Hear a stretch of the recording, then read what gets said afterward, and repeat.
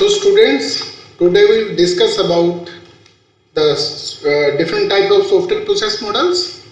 As we have discussed the waterfall model, the prototype model and the iterative development model. Now we will discuss about the software process models again.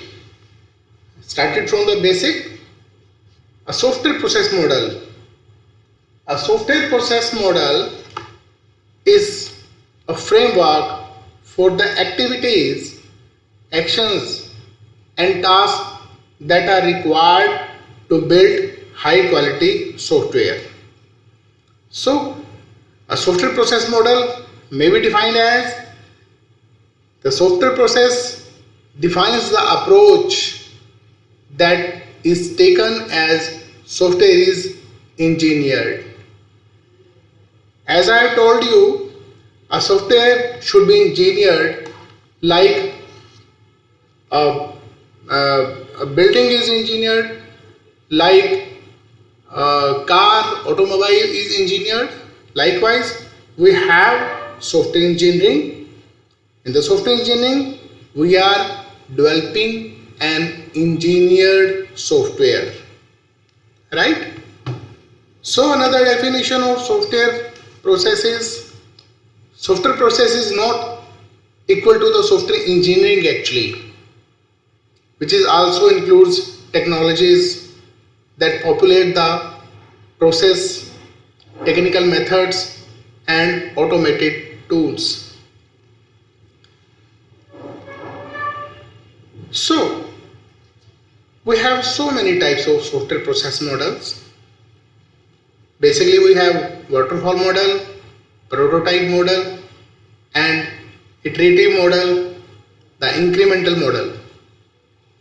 And some more model we have spiral model, V model, RAD model, which is called rapid application development model, and the agile model. So we have discussed the waterfall model. As we know, the process of developing a software in waterfall model is like we are first following the requirement analysis, then designing. When we move towards the designing phase, we freeze the requirement analysis phase. And when we move towards the coding phase, then we freeze the design phase. So the waterfall model is a breakdown of project activities into linear sequential phases. So in these phases we have requirement analysis, design, coding, testing, implementation, maintenance and review. So these phases where each phase depends on the deliverable of the previous one and the corresponding to a specialization of the task. The approach is typical for certain areas of engineering design. In software development, it tends to be among the less iterative and flexible approaches as progress flows in largely one direction. And we know the direction is like a waterfall, as water is flowing from top to bottom. So in the waterfall model, the flow of developing a software is from top to bottom. Through these phases of conceptions, initiation, analysis, design, construction, testing, deployment and maintenance includes the steps. So in the waterfall model, we have requirement analysis, design, development, that is coding, testing of the code. You can have the waterfall. In the waterfall model, you do the white box testing as well as the black box testing. Another is a deployment, means implementation of the project or the product on the user side, and then maintenance. So the waterfall model follow the requirement analysis first, then move to the design, then the development. Development is basically coding, means writing the design in any programming language is called development of the software. Testing, you have black box testing as well as white box testing. In the testing, what you are doing is you are checking the validity of the product. If the product is valid, means you have given some input to the project, and if the output is as per your expectations, then you can say the program is or the software is well tested and it is working well. Now after testing you have deployment, means implementation of the software on the user's part.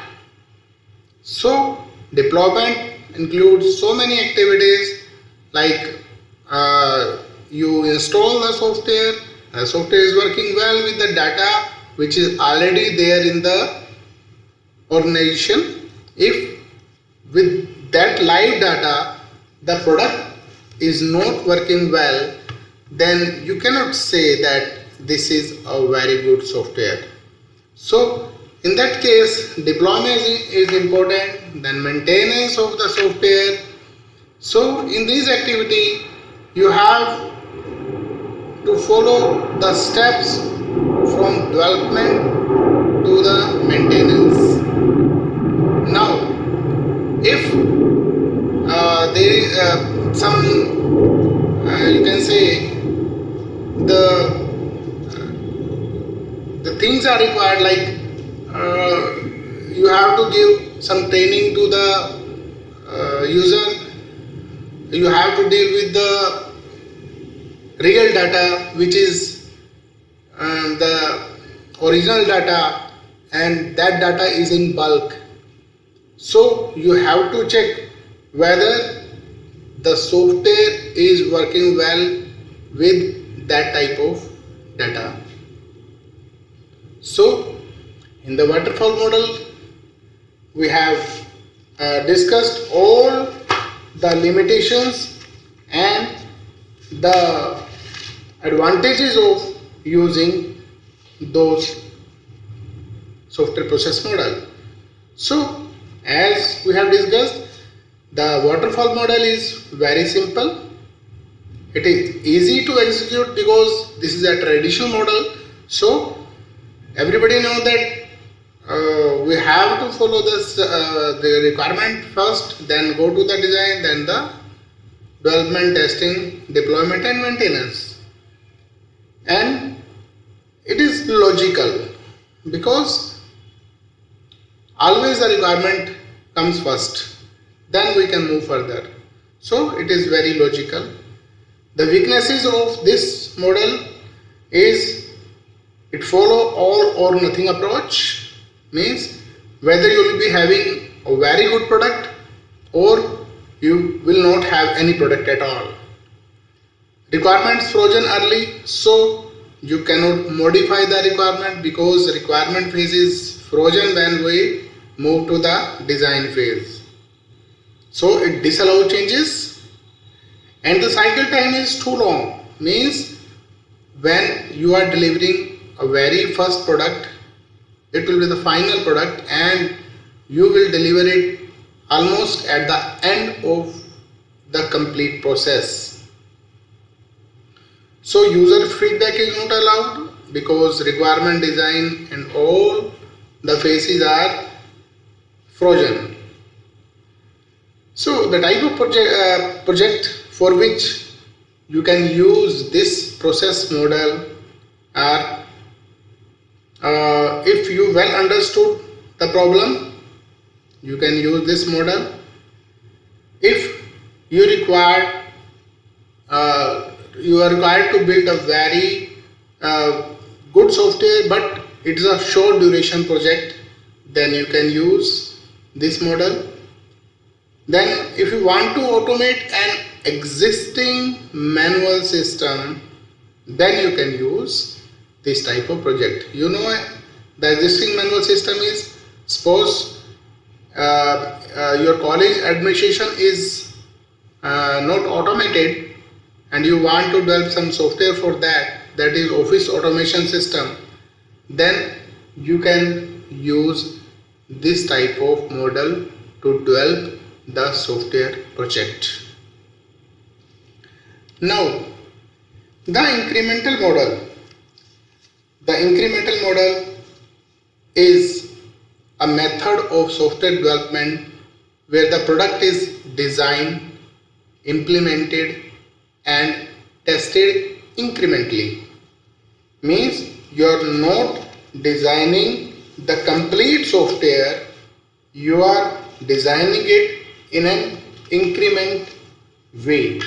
Means first you are designing the software, some module of the software, then you are designing another module, then you combine all the module in one software, that is the incremental model.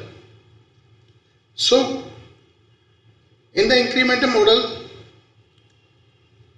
every time we are adding a little bit, means a little more is added each time when one increment is completed. So until the product is finished, we are adding increments to the complete software.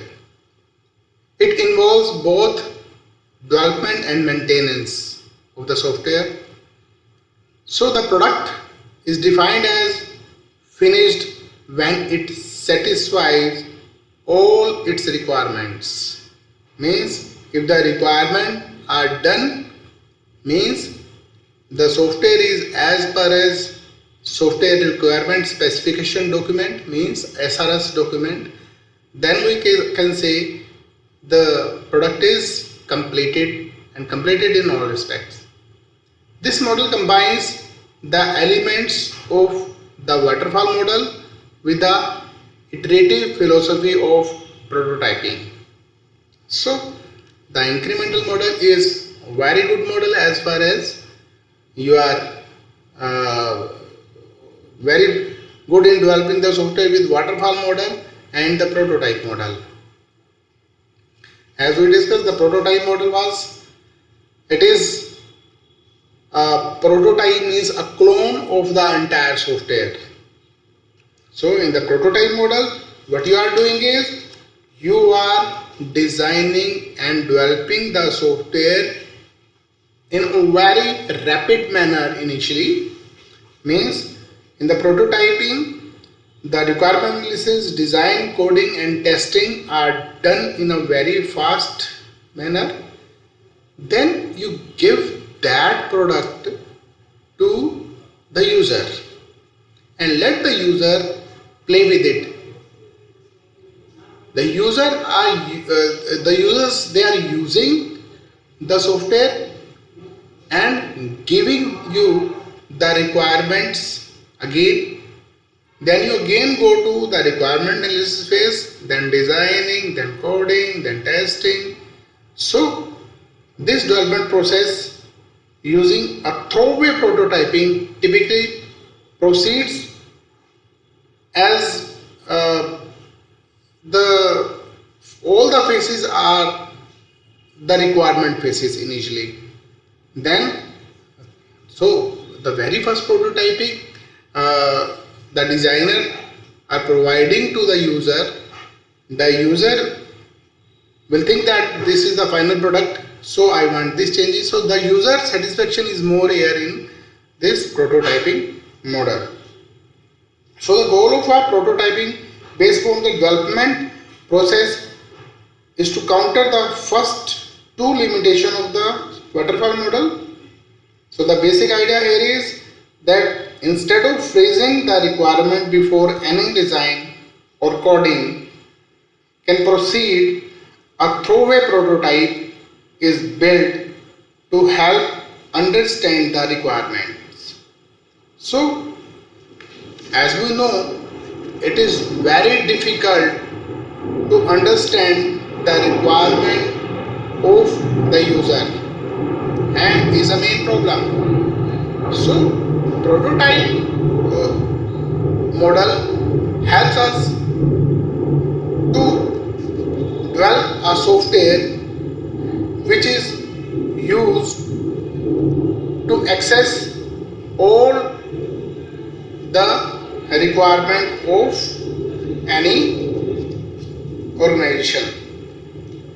So the prototype is developed based on the currently known requirement. Development of the prototype obviously undergoes design, coding and testing. But each of these phases is not done very formally, as by using this prototype the client can get an actual feel of the system. So there is win-win situation at both parts. The user is satisfied because they got the software very early, and the developer is satisfied because now they can have the understanding of the requirement of the user. So it is a very good model as far as the requirement analysis is concerned. So the user have the actual feel of the system because the interaction with the prototype can enable the client to better understand the requirements of the desired system. This results in more stable requirement that changes less frequently. So prototyping is an attractive idea for complicated and large system for which there is no manual process or existing system to help determining the requirements. In such situation, letting the client play with the prototype and the requirement will be very fine, so that you can go ahead with a very good design, the final design, or the very good coding means the final coding, and finally the testing. So increment model, when initially requirements are reasonably well defined, but the overall scope of the development effort precludes a purely linear process. A compelling need to expand a limited set of new functions to a later system release. Incremental model combines elements of linear and parallel processes. Each linear sequence produces deliverable increment of the software. So the very good example of this increment model is, you can say, initially you have WordPad, then some more features are added to the WordPad. Now it become MS Word. So the MS Word is with very good features. So if we give some more increments to the software, then we have more refined software. The first increment is often a core product with the many supplementary features.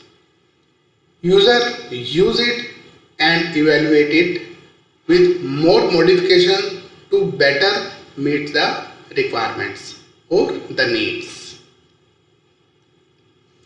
So in the increment model, we have the increment like this.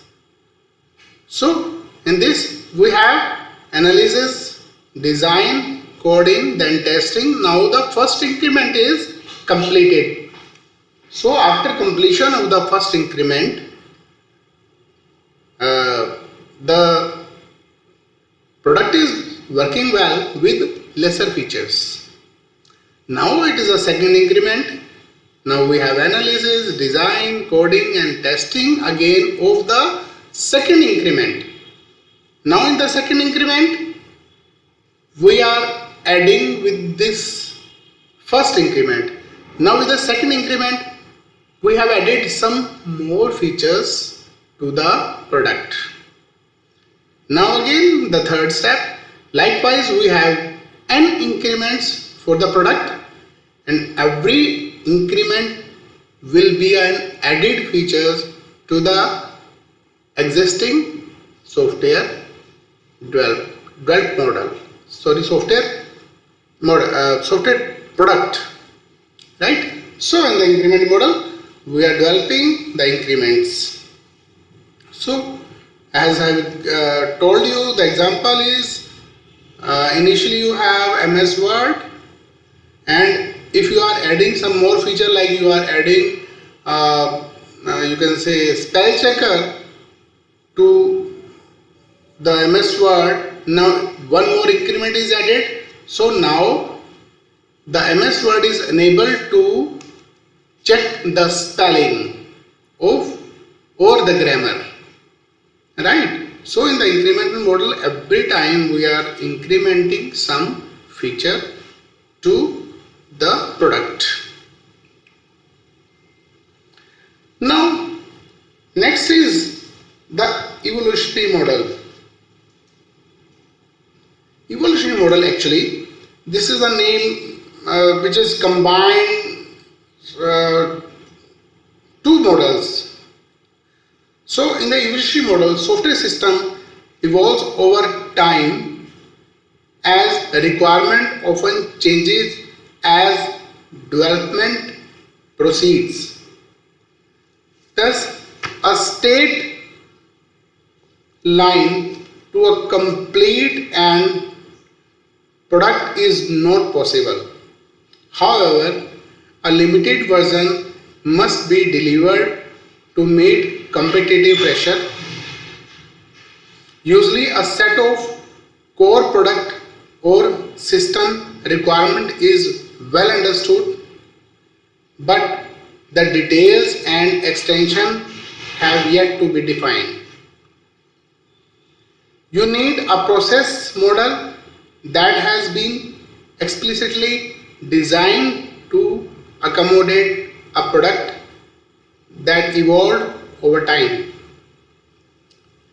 It is iterative that enables you to develop increasingly more complete version of the software. Two type of the evolutionary model are namely prototyping and the spiral model. So the prototyping, in the prototyping, when to use, what to step and how to engineer. These are the basic things we have to understand. Customer defines a set of general objectives but doesn't identify detailed requirement for functions and features. Or developer may be unsure of the efficiency of an algorithm, means how much an algorithm is efficient. The developer don't know about it.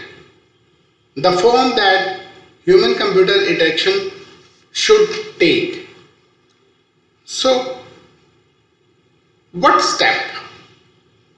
So the steps begin with communication by meeting with stakeholders to define the objective, identify whatever requirements are known, outline areas where further definition is mandatory, a quick plan for prototyping and modeling. Now this is a quicker design. And quick design focuses on a representation of those aspects the software that will be visible to end user. Means here what we are providing the user interface. So according to the user interface, if the interface is well defined or well designed for the user, then the user can give you the further requirements. Design leads to the construction of a prototype which will be deployed and evaluated. Stakeholders' comments will be used to redefine the requirements. Both the stakeholders and the software engineers like the prototype paradigm. User get a feel for the actual system and the developers get to build something immediately.